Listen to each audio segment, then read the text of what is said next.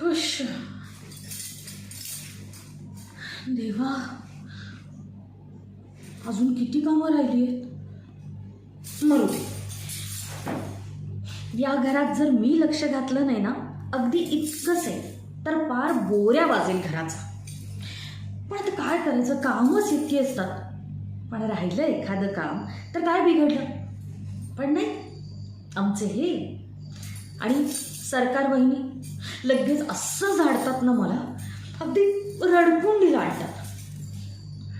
आणि सरकार वहिनी तर लगेच ऐकवतात, जरा खाण्याकडे कमी लक्ष दे म्हणजे कामात लक्ष लागेल.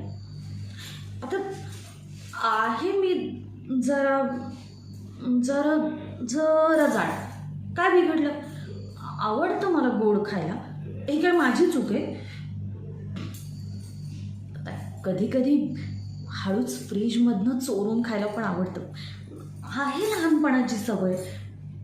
आता कालचंच घ्या, संध्याकाळी तो मी इटालियन सॉस बनवला, तो फ्रीजमध्ये ठेवायला गेले तर बाजूला बघते तर चॉकलेट पेस्ट्री.